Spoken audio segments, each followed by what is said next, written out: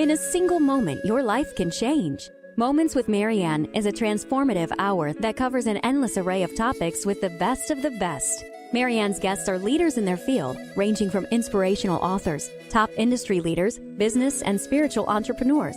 Each guest is gifted and a true visionary, a recognized leader in their own work. They teach others to develop, refocus, and grow. Marianne will bring the best guest and sometimes a special surprise. Don't miss this. And remember, make every moment count.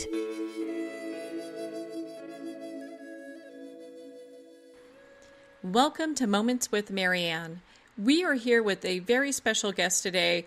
Most of you already probably know who it is that I'm going to be introducing here. I've gotten a lot of emails, a lot of people excited about him being on the show. He is a best-selling author of When Opportunity Knocks, 8 Surefire Ways to Take Advantage. He's a keynote speaker on human potential and former pro NFL player, JJ Birden. So welcome to the show, JJ. Hi, Marianne. It's great to be on today. I'm excited. Oh, my goodness. I'm the one excited. I mean, here you are. You've been in NFL. I mean, you're this amazing coach, and you teach people how to move forward and just be successful in business based on everything that you've learned. Yeah, well, it's exciting. You know, it's something obviously I'm very passionate about, and it's nice to have this platform to be able to share. Well, I know from our talks before that you've always been, especially when it came to like the NFL, you were out there to prove people wrong. Yeah, it's really interesting, too, when I share that with people, because often they think that I had this goal of playing in the NFL. That was the dream, but it never really was. But, you know, everyone kept telling me I didn't belong. I was too small, and, yeah, I'm a little guy. But when people tell you, no, you can't do something, it kind of fuels that fire a little bit. And it just drove me to go as far as I could go. I tell you, I never thought I'd get to the NFL, but to be able to play 9 years was certainly an accomplishment. Oh, wow. That's an amazing period of time, I'm sure, in your life.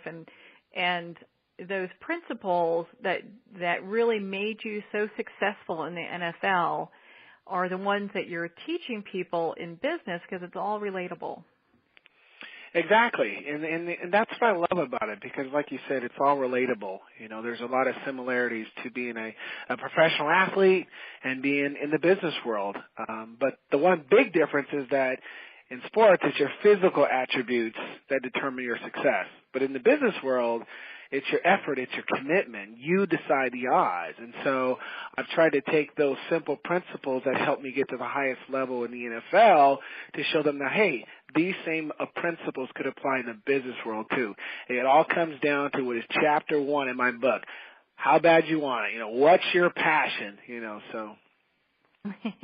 Well, in your book, and I'm lucky to have a signed autographed copy here of When Opportunity Knocks, 8 Surefire Ways to Take Advantage. It really, I've read a lot of success books and business books in the past, and I really liked what you had in this book. It made it really simple to, hey, you know what, I'm going to keep moving forward, and a path to really get there to a level of success. Yeah, thank you. I appreciate that. I put a lot of thought into it, and I knew I would write a book one day. When I was in the NFL, and you're 5'10", 157 pounds, the smallest guy in the league. You're thinking, okay, there's something here. And as time has moved forward, and my life has evolved in business and family, I decided that I wanted a more powerful message that I could impact more lives, not just your athletes, but just your everyday person, because we all have something we want in life, a goal, a dream, or, just improve on something, and I call that as an opportunity. So I felt with my experiences and seizing opportunities, if I could create kind of a book that had 8 bullet points, kind of like a blueprint. Here's what it takes to seize opportunities in life, and here's what it takes to take advantage of them. So I wrote it in a generic way so that it would appeal to anyone, young, old, male, female.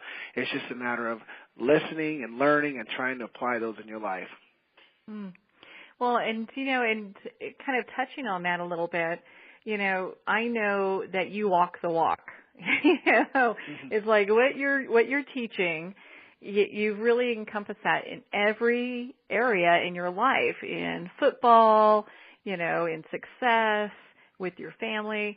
I mean, a lot of people probably don't know, but you have a very inspirational story with your family. I mean, you have, you're raising quite a crew there. Yes, I am.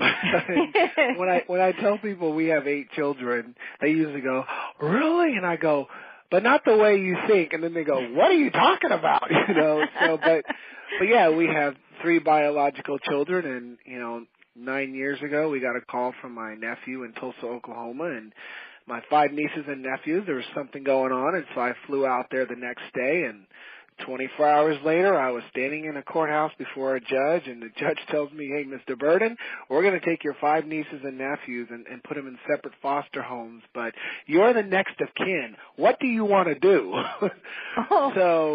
Yeah, that was one of those moments where you're like, huh? I just came here to check on everybody. But I told the judge, I said, okay. And I did, Marianne, what any smart husband does. I said, let me call my wife first. That's a really smart thing. You made the right move. There you go. So my wife, Raina, and I, we had a 5-minute conversation. We were in total agreement. We said, let's take them all. And the family immediately expanded from, I guess, 5 to 10. So, it was one of those moments, I think, where we made a decision because we wanted to impact 5 more lives. We saw it as an opportunity to change 5 more lives. And the beauty of it was that, or is, we didn't just impact their lives, they impacted our lives as well. Oh, I bet. I mean, I'm sure there's lots of love going around in that house with those amazing, your niece and nephews. And it just, I've seen a picture of you all, and it just looks, it really warms the soul because you're doing what you're saying in your book. I mean, you're making opportunities happen. And taking situations, and some people might not look at that as, gosh, this is such a great opportunity, but you do. Yeah, exactly, and that's one of the things I aim to represent is, talk the talk, walk the walk, and not just in athletics or business, but also from a family standpoint. And it was really nice, though, to have a wife, my wife, Raina. We've been married 26 years. We were totally on the same page, and that felt really good, and it's been a total team effort. Oh, I bet. What a great family. What a great family. But, I had to talk about that because, that part of your story, you've got so many pieces here that stand out as to what an exceptional person you are. And I just want our listeners to really understand, who it is that's teaching these principles on success, because you really are shining in every area of your life. Well, I appreciate that, and I got to give some credit to my mom. I was raised by a single parent mom, and she dropped out of high school when she was a junior, but she never used that as an excuse. She did her best to take care of myself, my brother and sister, and she was the one who set the first example for me about seizing opportunity and working hard and not letting the obstacles take you down. So I had a very good example to follow. And I understand that she had a whatever it takes attitude. That was just like, whatever it takes, we're going to. She really did. She did. And I remember when she applied for this, the welding job at this company called FMC, where all men worked, and she went in for an interview and said, I can do it, and she got hired, and she worked there, and I was so impressed. I'd see her come home every day with this big outfit and big boots, and we'd yank the boots off of her, but, like you said, whatever it takes to take care of her family, so, and that's what she did. So, and kind of coming back to your book, for our listeners out there, maybe they've just started in business and they're trying to find whatever their path for success is, and they feel a little stuck. What is something that you would suggest to them? Well, I think I always love to start at the beginning of why are you doing what you're doing? Why are you in this business? And what is the whole purpose? And I try to dig a little deep because, it can't just be about the money. I think we can earn money anywhere, but I want people thinking more like maybe it's what the money can do for you or your family or something, But what is that why? Because I believe that you have to have a strong reason for doing anything. If it's business, if it's, sports or whatever, you have to have a strong reason, because if the why is strong enough, the process to get there will not be a challenge. You will do whatever it takes. And so I would say to the business owner, start there first. Why are you doing this? Is the reason strong enough? Because then if it is, then they're willing to take the necessary steps to improve it, to get better, to do whatever it takes. So I believe that's the starting point. And if they're having a tough time figuring out their why because maybe they're stuck on the money, it's probably not like how you're saying enough for them to find a degree of success. It really can't be all about the money. There has to be that passion behind it. Yeah, there has to be. Give you an example. I was speaking to a woman a couple of weeks ago, or actually a couple of months ago, and I'm also a health and wellness coach, and she said, "Hey, well, JJ, I want to lose some weight. What's your recommendation? What kind of plan?" And I said, "Well, here's what you want to do." I said, "But, okay, why do you want to lose weight?" She says, I want to lose weight. I want to feel better." And I said, "Okay, then what?" She said, well, then I'll be able to, spend time with my kid and roll around on the ground because I can't right now." And I said, "Okay, then what?" And she says, "Well, then I'll be around longer." And I said, "What do you mean?" She says, "Well, my mom died of obesity when I was a kid, and I want to be around longer so that I can be there for my children." I said, "There's your why. There's your passion. There's a reason why you want to lose that weight." And I said, every time you're frustrated or you want to quit or you don't want to follow the plan, you just think about that reason, because that's what's going to help you get through those difficult times. Well, that is perfect, too. And it's really digging down deep enough to figure out what is that core that really is driving people, if it's working out, if it's business success, whatever the case may be. Now, I know that you speak at your keynote speaker, a very galvanizing keynote speaker, and you're at events all across the country talking all the time on success. Mm-hmm. Yes, it's interesting because when I retired from the NFL, I thought I was going to coach, and I decided not to, and then I became an entrepreneur and did that for about 9 years, and it wasn't as fulfilling as I thought it would be. And then I find myself going down this avenue, which was interesting because when I was in the NFL, I used to speak a lot, during the off season, and I was very passionate about it, but I kind of forgot about it. But now today, I have, crafted this message that's given me the opportunity to speak in front of so many different types of audiences. Whether it's the business world, it's high school, it's organization, and what I love, Marianne, is the simple fact that I try to carry a message that really relates to the person. It's not about your parents, your boss, your mate. It's about you, the power you have, the ability that you have. And so I like to just craft the messages in a way so that they see that you can make the impossible possible. It's all possible, but are you willing to do this, this, this, and this? Oh, by the way, let me tell you how I did it. So weaving in my personal stories with those principles is proven to be very valuable to the listener. Yeah, well, and I can definitely understand. I mean, in fact, it's even on your website at jjbirden.com. It shows like the average size of an NFL player, which I was like floored. I have to be honest, I don't watch football that much, but I was really, your story really, I was like, wow, what an impressive person this is. And then it shows like the height of the NFL players, and then your height, and you're like the smallest guy in the league. And I'm like, this guy is really, he's just going to go and do whatever it takes to move ahead.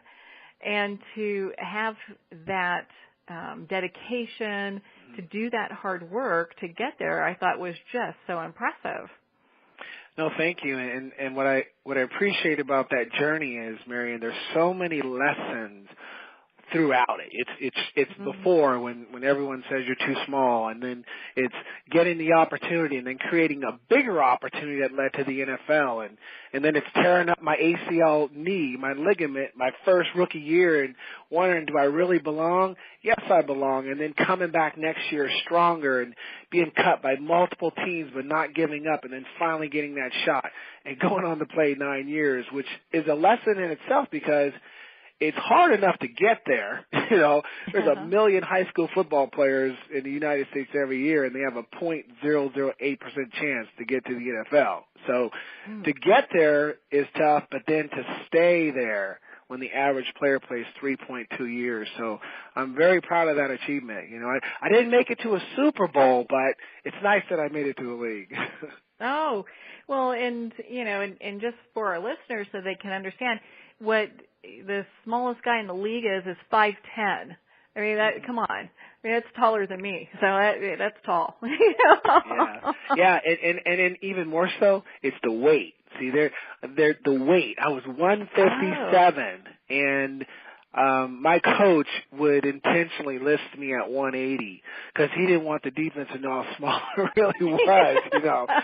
So we had a little battle going on. Okay, this week, what are you going to list my weight at, Coach? Yeah, 205. Let's go for it. Yeah, I mean, but that really, and this kind of brings me to my next question because, you know, getting there and, you know, you basically had, you know, your mom that was so awesome that just gave you this fabulous attitude in moving forward, and then you're doing the work. And I want to talk about, like, how important is hard work in developing success, regardless if it's in football and business, whatever it is? It's extremely hard. It is, or extremely important. It is really one of the keys of success. I mean, putting in the work, putting in the time, putting in whatever it takes, because, you know, I feel that, you know, there's achievements, there's goals, we can accomplish so many amazing things, but no one's going to give it to you. They're not going to give it to you. You got to go get it. And that's where the hard work comes into play. And so, you know, being in the game in the NFL, I was willing to put in all that work, but I took it a step further too because I'm thinking there's all these wide receivers. What makes me different than all these other wide receivers? My competitive advantage.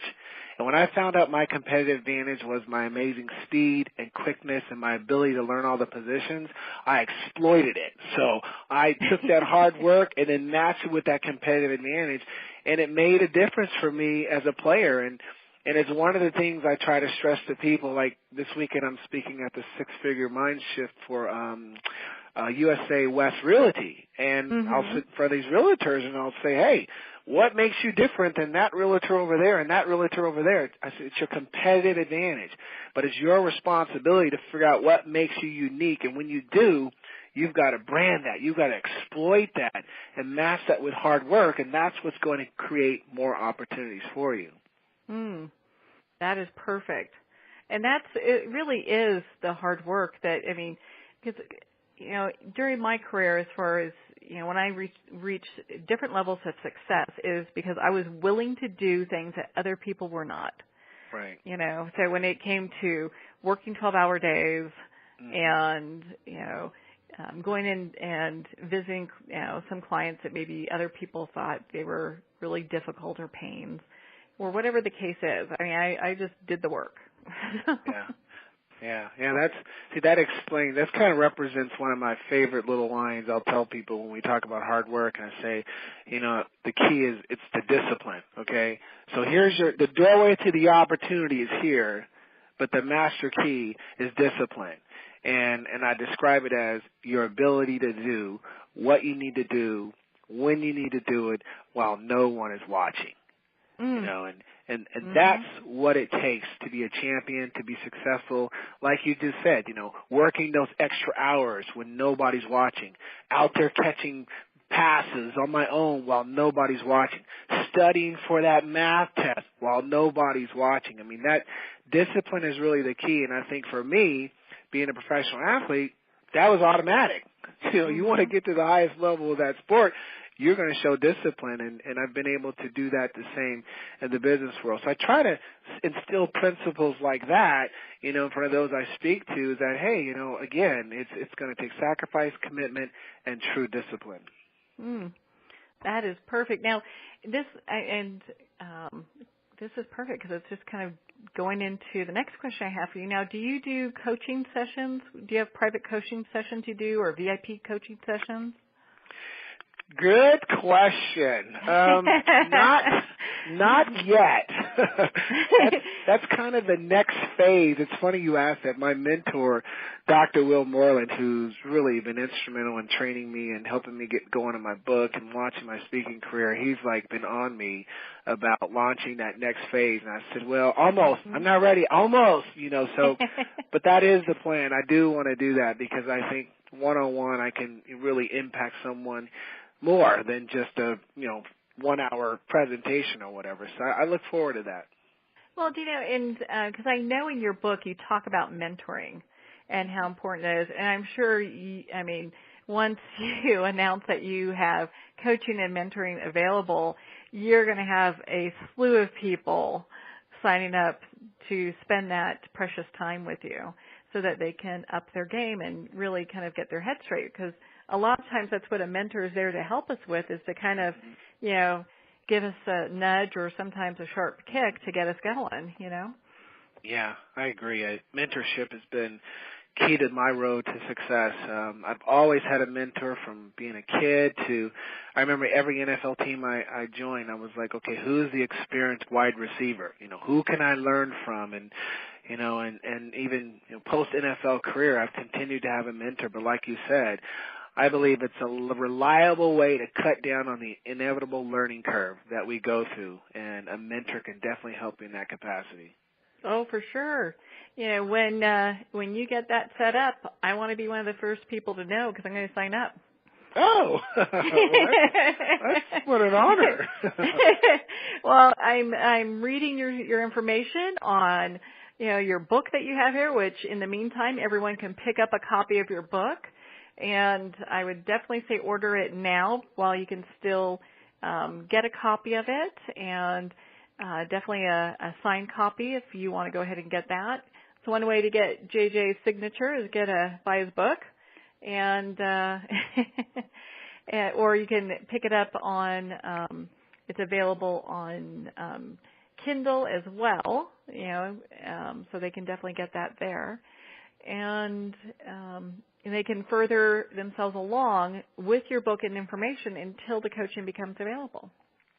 Absolutely. There's a lot of nice little coaching points in there, but I didn't put them all in there. And one day we'll have something for the next book, That's right, for the next book. And that was so cool too, Marianne, because when we wrote the draft, we were like, okay, who's going to make the cut? Which story is going to make the cut? And who's going to be in the second book? So we were pulling out some of the lessons in there. So I look forward to doing it again. Oh, I bet. This is packed as it is. So I think if you put in second book would be great. Any more, people would probably get a little bit of a brain freeze, Yeah. That's what's good about having an editor, because they really helped me, make sure I had just enough stories and lessons to teach and hold the attention of the reader and leave them hanging too, so that there's more to come. Well, you know what? You've got a great story, and that's one of the things I was really attracted by with what's going on with you and your family, and I really appreciate all the hard work that you're doing. Our listeners can also go to your YouTube channel at JJ Birden Speaks, and you've got YouTube videos up that they can learn more about how to go ahead and reach different levels of success and just kind of, make a plan and stick with it and get out there. Yeah, absolutely. I try to keep my messages very congruent, very consistent, very generic. So when I say the messages are for everyone, they definitely are. Oh, without a doubt, without a doubt. So it doesn't matter. Like we were saying earlier, I've never really watched football, so you don't have to be a football fan to purchase this. It really has authentic truth in it that would serve anybody. Yeah, thank you. Definitely. Well, JJ, thank you so much for taking the time to be on the show with us today. My gosh, what an honor. Oh, well, thank you. Thank you for inviting me and giving me the chance to share. And, I appreciate what you're doing. I think, you're helping share positive messages. And I've always been about that, sharing positive messages that can really impact people's lives. So keep up the good work. Well, and keep shining your light. We're definitely going to be watching you when your next book comes out. Please contact me. I want to be one of the first people to get you on the air and talk about it. And I'm looking forward to that. All right. Thank you. Appreciate it. Thank you, JJ. And for all of our listeners, I'd like to thank you for tuning in. We've been speaking with JJ Birden. You can visit his website at jjbirden.com, and we'll be right back after these messages.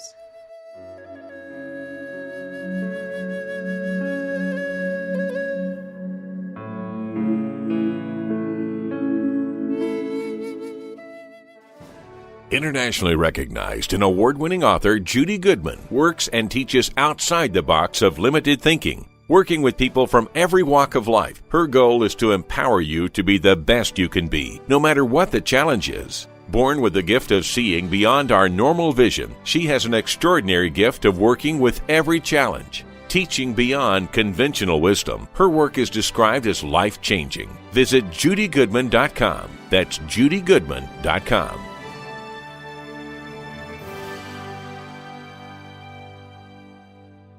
Ben Wexler is a gifted leadership development and strategy consultant for professionals who want to transform their organizations and careers. Through a uniquely personalized set of processes, participants discover their unique knowledge, how to leverage that knowledge and experience, and then put it all together with a global strategy. You're more valuable, your organization is more valuable, and the change is viral. Contact Ben at 630-881-1074, 630-881-1074. Discover the book publisher's weekly calls compelling. Piper, Once and Again, is the breathtaking debut novel by psychic medium Caroline E. Zani. Death has no power over love. Piper, Once and Again, is a story of hope for the hopeless and faith amidst tragedy. Follow Piper on a journey of loss and redemption as she tries to find the one man who can help her figure out why she must be. Piper, Once and Again. www.carolinezani.com. Are you a successful entrepreneur or sales professional, but you're ready to take your success to the next level? I'm Bob Berg, and I invite you to join me at our next Go Giver Sales Academy. You'll learn how to communicate your exceptional value to more people, sell at full price, become objection-proof, and embrace the abundance that's your birthright. Limited to just 12 people, so it's personalized, impactful, and transformational. Visit GoGiverSalesAcademy.com and see what others are saying.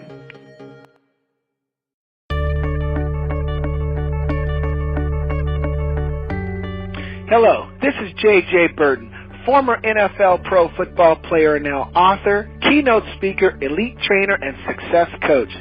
To play in the NFL, it takes certain qualities, principles, and a work ethic that's unmatched. The secret strategy for success is something that I train top leaders, CEOs, sales teams, and entrepreneurs who are looking to move their game to the next level. If you need some VIP coaching or looking for a motivational and spirited keynote speaker, hire me and cultivate a culture of success by visiting jjburden.com.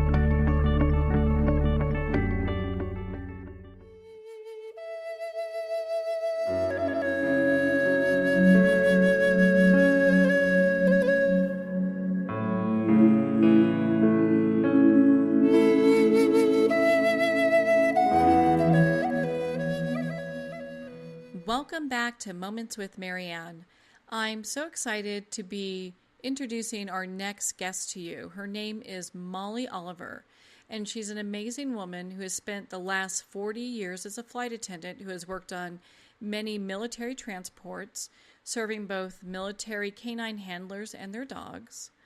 And Molly's here today with her new organization, mumsdogs.org, that is helping to reunite both the military war dogs with their handlers that they served in combat with. So, welcome to the show, Molly. Thank you very much, Marianne. Thank you for having me. Oh, definitely. Well, I saw one of your interviews, and I was just so touched. I had to talk to you. Thank you. I'm still kind of overwhelmed with the response. I had no idea, literally no idea. Oh, my goodness. I didn't see that coming. Well, so for our listeners that may not have seen a segment, so you're helping to pair up dogs with their handlers, the veterans that were handling them. Is that correct? Correct. Well, basically what I'm doing is when one of the military dogs gets retired, the handler sometimes is still there on the base, or the handler has been out of the service, or the handler's been transferred to another base. So what Mom's Dogs, or what I was doing on my own, is just providing a way to transport that dog to the handler. The military, unfortunately, will help pair up the handler with the dog, but not necessarily the transportation of that. And I feel it's a burden to the soldiers, and if I can ease that burden by providing this and reunite the battle buddy with them, I get pure joy out of it, and it's just no cost to them, and it's a win-win to say thank you to my military. Well, do you know, and so I have to ask you, how did this all start? It was kind of a serendipity moment. I currently work for United Airlines. I've been with them a very long time, and I was honored to have a charter. United flies about 500 military charters a year, and they're very prestige to get on one of the charters, and I was able to be on one, and we were flying troops over to Frankfurt, and then they were going on to be deployed in the different countries. We had 4 dogs on the aircraft. They were out of California, either Pendleton or 29 Palms. And this wonderful Marine happened to be in the dog section, and we ended up striking up a conversation. And I said, "You're in the dog section?" He said, "Yes." I said, "But you don't have a dog?" He said, "No, but I had a black lab." And, of course, my heart jumped because I was married to a Marine years ago, and we had a black lab as our child. I said, "Well, tell me about your dog." He said, "I was deployed in 2010, and that dog's my life." I found out that the dog may be coming out of retirement or coming out and being retired, and I've been following the dogs ever since I came back and haven't seen that dog. It's been about 4 years, a little over 4 years. And I said, "So do you know where the dog is?" And he told me, mentioned someplace in Missouri, which didn't ring a bell to me. Like, okay. And I said, but we're deploying you today someplace. And he said, "Yes." And I said, "Okay, so would you like me to go get your dog?" And he kind of looked at me, and I said, "You have parents?" He said, "Yeah." I said, "Would they take your dog?" He said, "Yeah." I said, "It's done." He said, "What?" Aww. I said, I've shipped dogs. I've shipped rescue dogs to the East Coast that have been plucked from the Los Angeles shelters. I've shipped about 30 dogs by now. It's not a big deal for me to go fly back to Missouri, wherever the dog is. I can rent a car. I can get a crate, and I will follow the dog. I'll be in the cabin. The dog will be underneath, and I'll take that dog to your parents. And that's how it started. And the wheels were turning, and my girlfriend, I was like, she could see it. It was just done. It was a no-brainer. I just said, "I'll go get your dog." I don't know. That was my next response. So we got to Frankfurt. We said goodbye to the troops. They were going on to be deployed farther in the Middle East. And I had his Facebook Messenger, is how we corresponded. I had his parents' phone number and a contact in the East Coast that had been in touch with Andrew and was kind of following the dog a little more closer in the U.S. than he could. And then through emails and the journey of the dog, I finally was able to find out the dog will be released 3 to 6 months. So then about a month and a half later, I decided, I don't know about shipping this dog. It's a lab. I wonder if a military lab is different than a regular lab. I think I need to go see this dog, and then I could get video for Andrew. That'd be really cool. I could go send it. So I made contacts. Of course, my contact was in touch with the base, and I asked permission if I could possibly go back and see the dog. And they set it up, so I flew back there on my own in June last year and went to see Boone, the beautiful black lab, and from the moment I saw him, I knew I could handle the dog in the cabin. There's just no question. I'm going to buy a seat for him and myself. We're going to have 2 seats. And then I saw these other beautiful dogs, and I said to the sergeant, "Sir, with all due respect, would there be any other dogs that I could help because I think you have a lot of dogs, and I don't know what their status is, but I would love to help. And he said, actually, there is another dog that's due to come out, and my friend is already out, and that would be wonderful. And that was Gordo, and he happened to come out first, and he was my first transport. And that was August 2015. Oh, my goodness. With little Gordo, huh? Little Gordo. And it was 2 segments, and his handler was retired from the Army, and they had served 2 tours. He had a Bronze Star, and his handler, Seth, who currently lives in California, had lost his first dog who was killed in action. So it was a very delicate, emotional reunite. The collar on the dog had his first dog's tag. Oh. Every time I looked at the collar, it was heartbreaking. Yeah. But yet so special. And it was just a lot of protocol. It was an eye-opener trip. It was wonderful, and I was ready for the next one, which was Boone. So I've done 5 now. Oh, my goodness. And so you are just on a roll here. So how are people finding you, or are you finding the dogs? And then these dogs particularly, I've been very blessed. Fort Leonard Wood is where all these 5 dogs that I have reunited have come from. But now that the word is out, I'm hoping when people listen to this, any of their friends that have people on bases, this is a free service for the military guys that are in the U.S. and they've gotten out or they've turned to another base. I am more than happy to go to that base where the dog is and transport it right to them, wherever they are. Oh, well. And I'm now hoping that other dogs, other than just Fort Leonard Wood dogs, because there's not a lot, I mean, not every dog comes out every week or every month or anything like that. There's no direction or time. Lackland Air Force Base is the main guru of all the military training for the dogs. They're the ones that decide and determine, and then the bases decide the rest of the stuff. But I'm just really hoping that we can help so many different branches and different bases throughout the country now, because the word is out. I can only imagine that you're going to be busier and busier as time goes on. Bless your heart for doing what you're doing, Molly. My goodness. The work that you're doing to help our servicemen and women reunite with their war dogs.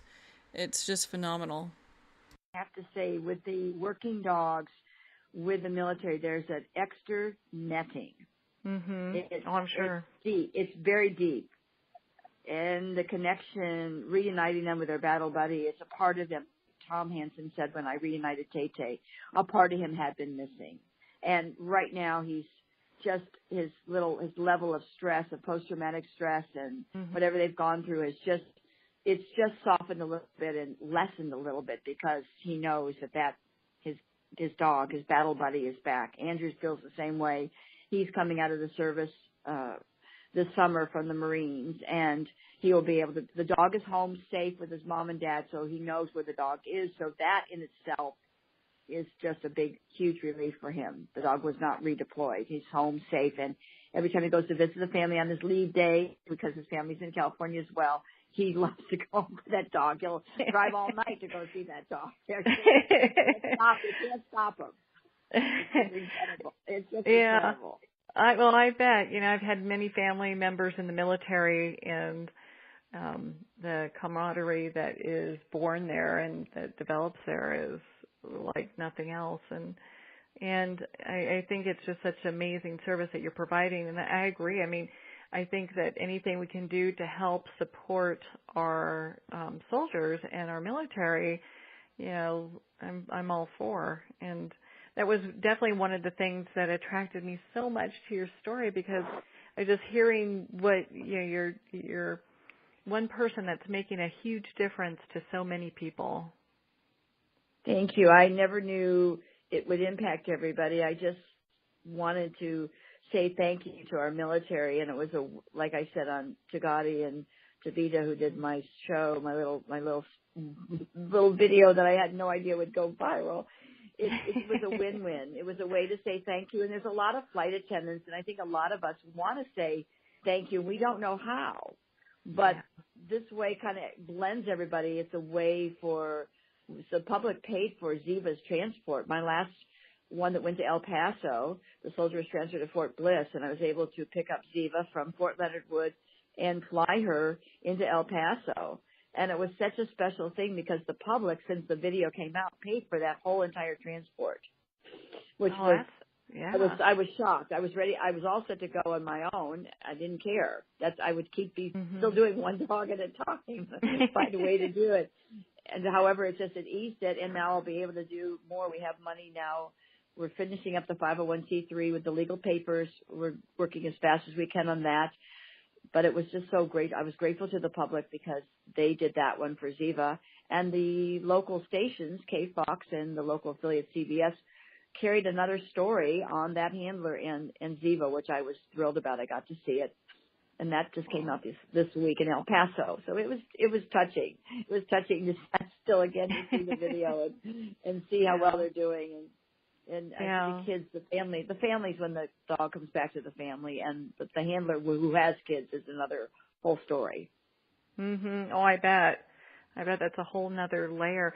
Now, are you there for the handing off? I know you weren't for the one where you dropped the first dog off to the parents, but actually Boone was a two-parter. Boone who started the whole thing, and I found Gordo and several other dogs. Boone was a two-parter. So Boone, what we did with Boone is we found out that Boone was going to get out about 3 weeks before Andrew was due back from overseas. So I chose to transport Boone to get him to the parents. The mother was a little nervous. She said, the dog is like my grandson. My son loves this dog like a kid, so I guess it's my grandson. So Andrew's parents met me at San Francisco Airport. I flew him from St. Louis to San Francisco. And then I was lucky enough to spend that night with the family and introduce Boone to their other beautiful yellow lab. And then I came home the next day. So that was part one. Part two was we were working with the military, and I was being advised by Andrew's mom because the military would give you, according to his mom, 4 or 5 days of when he was due back from overseas, depending on flights, charters, etc. So the target date was October 22nd for Andrew coming back to 29 Palms. So the parents agreed to drive Boone down for me so that I could personally hand him over to Andrew. And I drove out to 29 Palms. I live in Los Angeles, so I drove out to 29 Palms. That's a track. It's fun. We had CBS all set to film it. However, there was a glitch with something, and so the public affairs officer, they decided not to allow them on the base. However, we got a great interview prior to me going on the base, and we also had a nice interview with Andrew and his family and myself and Boone off the base afterwards. So we still made a very nice little story. And it was overwhelming because I had found the local San Diego Tribune military writer, Gretel Korvich, and her fabulous photographer, Nelvin Cepeda. They actually were embedded with Andrew and his troops in 2010 when he had Boone. And I contacted them and said, would you like this story? You were embedded with these troops, and I'm bringing the dog back to him. They were on base with me when Andrew came back. And it was kind of a serendipity story for them, how many years later, that the story that she was so passionate about writing, that she'd get to see it. And then to see the coming home for everybody, in a way, for the dog. So to me, that was a two-parter, and this wonderful family, Andrew's parents. Andrew's the third family member, third kid that has gone to war for our country. That in itself is huge for me. I'm sorry. That is very big. It was her third child. He's the baby. Just having his birthday today. Actually, today is his birthday. And that was huge for me, the sacrifices that her family made. And what was so touching in December, Andrew had leave time at Christmas, and the dad sent me a sweet message about Merry Christmas, Molly, and it's the first time in 13 years that we all and the dogs are together. That they just wanted it to have Christmas themselves. That's it. Just small, private, be together because their family had not been together for so many years. That's got to be, many layers to that. Many layers. There's so many layers. The story kind of keeps unfolding and twists and turns. I document as much as I can in a book every day, little things, but I'm just overwhelmed at all the netting around the soldiers and everything. Yes, it makes me even more proud of my military and more dedicated to continue my support no matter what. I get that. I'm a big supporter of our military too, and very proud of proud of them, and honored by the service that they do for us, for sure.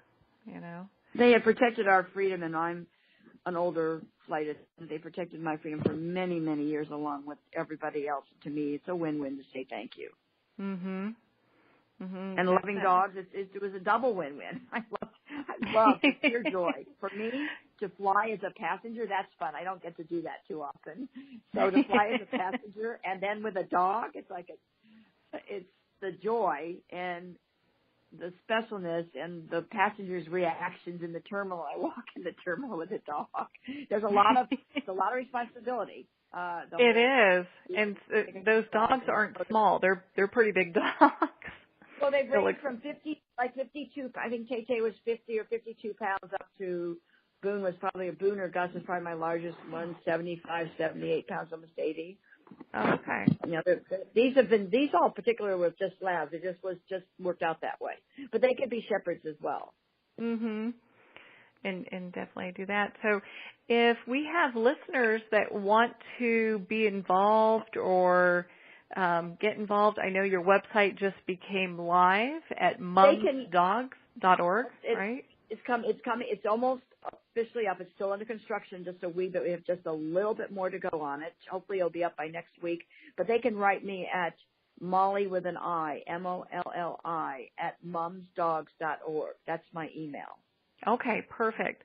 And what kind of things are you needing from the public? It's nice to get some donations to help pay for donations will be great, and then that's if they want to hold off on that until the 501c3 is official. But we're keeping track of everybody, even with the U-Carrying account. I currently have a U-Carrying account up with Reuniting Battle Buddies, and we're keeping track of every donation to get the little tax thing for that. I have not given up on that. My accountant's finishing up the 501c3 final forms going in, so we're keeping track of all that, and we're just grateful.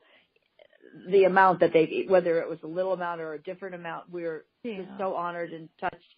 But they can also, if they know of military bases that they could go to let the word be out. And I'm going to try to get a flyer, like a little 2-page thing, so they know what we do, that this is a free service for these military guys that are based in the U.S.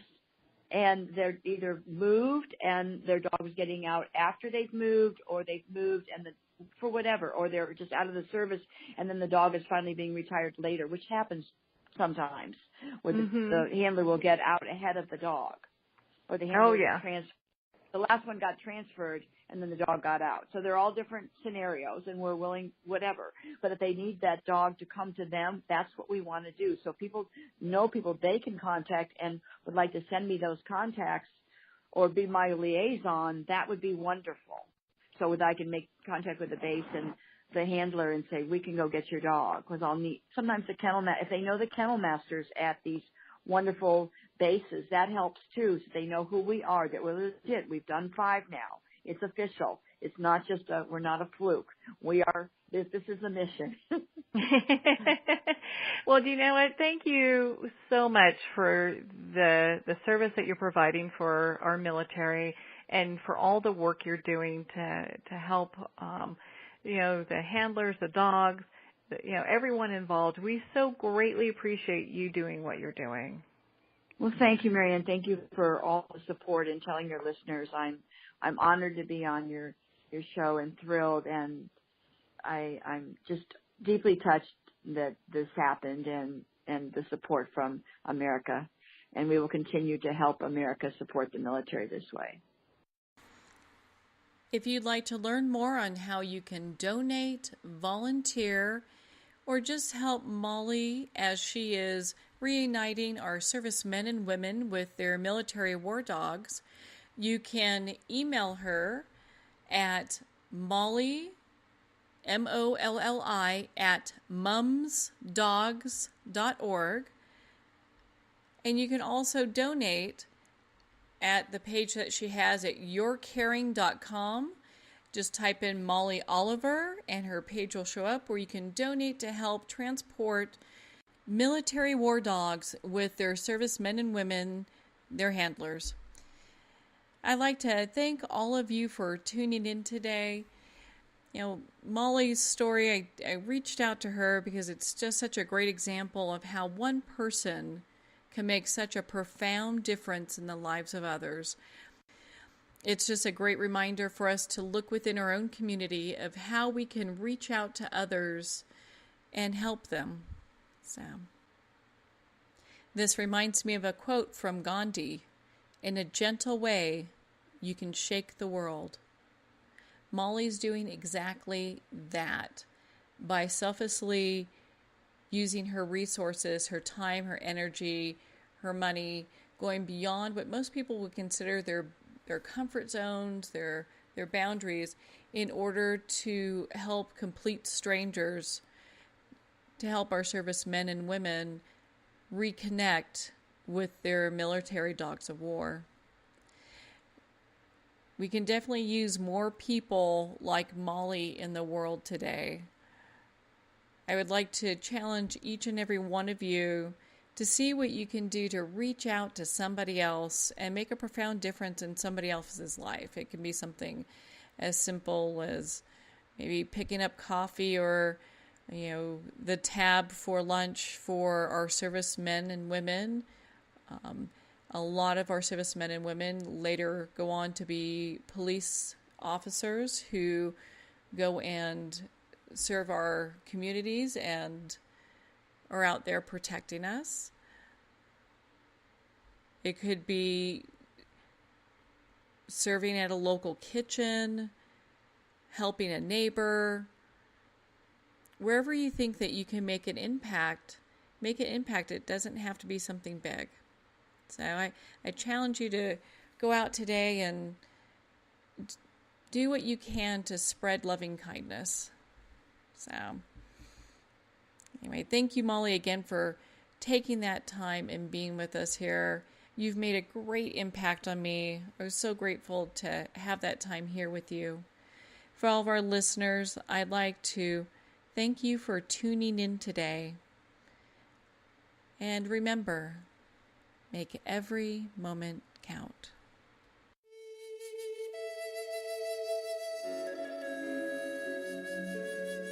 Join us next time for Moments with Marianne, when host Marianne Pestana brings another inspirational gifted leader to help us grow. Tune in every second Sunday at 8 p.m. Eastern Time for Moments with Marianne, when the Dream Vision 7 radio network is at 1510 a.m. Boston. Or catch Moments with Marianne every Thursday and Friday at 5 p.m. and 5 a.m. Eastern Time by going to dreamvision7radio.com. To learn how Marianne started her business from the ground up, visit mariannepestana.com.